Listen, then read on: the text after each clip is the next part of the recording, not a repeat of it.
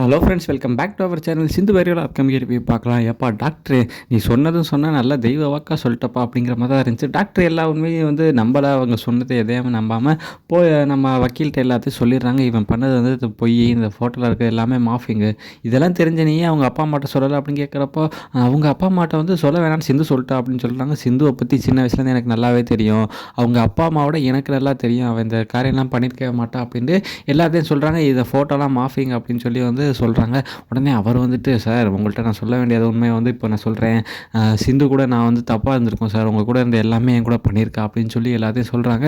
இதை பார்த்துட்டு ரொம்ப டென்ஷன் ஆகிட்டு, தான் உண்மையாக காதலிச்ச பொண்ணை எவனுமே இந்த மாதிரிலாம் சொல்ல மாட்டான், நீ இப்படி பண்ணுறதுக்கு உள்நோக்கம் ஏதோ உள்கருத்து இருக்குது, நீ மட்டும் தனியாக இந்த பொண்ணை தப்பு சொல்லணும்னு நீ இந்த மாதிரி பண்ணலை, கூட யாரோ இருக்காங்க, இது யாருன்னு கண்டுபிடிங்க, இவன் சொல்கிறதெல்லாம் பொய், எனக்கு சிந்துவோட வாழணும்னு ஆசையாக இருக்குது அப்படின்னு எனக்கு விருப்பம் இருக்குது எல்லாத்தையும் சொல்லிடுறாங்க. உடனே அந்த வக்கீல் அம்மாவும், அரவிந்த் நீ நிறையா பொண்ணுங்களோட வாழ்க்கை இது மாதிரி கெடுத்துருக்க, இனிமேல் சிந்துவை தவிர மற்ற எந்த பொண்ணை நீ இது மாதிரி பண்ணுன்னா உனக்கு அவ்வளோதான் மரியாதை, இவனுக்கு 15 நாள் ரிமைண்ட் பண்ணுங்க அப்படின்னு சொல்லி அந்த வக்கீலையும் இந்த மாதிரி திருடனுக்குலாம் நீங்கள் வாதாடினீங்கன்னு வச்சுங்களேன், உங்கள் மேலேயும் ஆக்ஷன் எடுக்க வேண்டியது வரும், உங்களையும் அப்புறம் நான் சஸ்பென்ஸ் பண்ணிடுறேன் அப்படின்னு சொல்லிட்டு அவங்கள அரெஸ்ட் பண்ணுறாங்க. வெளியே வந்தது எல்லாருமே பார்க்குறாங்க. ரொம்ப தேங்க்ஸ் தம்பி, நீங்கள் இந்த மாதிரி சொல்லி.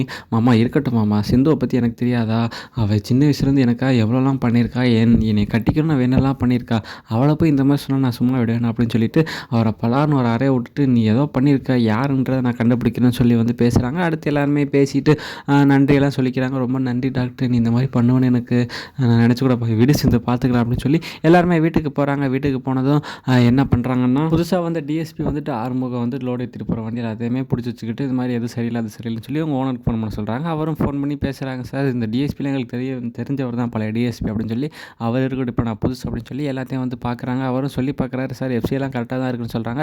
அதெல்லாம் தெரியாது, நீ காசு கொடுத்து கூட கரெக்ட் பண்ணியிருப்போம், உனக்கு நான் நேரில் பார்க்கணும் அப்படின்னு சொல்கிறாங்க. அவர் எவ்வளோ சொல்லி பார்க்குறாங்க, ஆனால் அவர் நேரில் தான் பார்த்தாகணும் அப்படிங்கிறப்போ, சரி சார் நான் கிளம்பி வரேன் அப்படின்னு சொல்லிட்டு கிளம்புறாங்க. அடுத்து பார்த்தீங்கன்னா சிவா எல்லா உண்மையும் கண்டுபிடிச்சிடுறாங்க. ஐஸ்வர்யா தான் இதெல்லாம் பண்ணா அப்படிங்கிறத, என்ன ஏதுங்கிறத கேட்குறப்போ அவங்க ஐஸ்வர்யா அவங்க மாமாட்ட பேசுகிறாங்க. இது மாதிரி அடிச்சிட்டாராமே அரவிந்த, ஆமாம் அடி இல்லை இடி அப்படிங்கிறாங்க.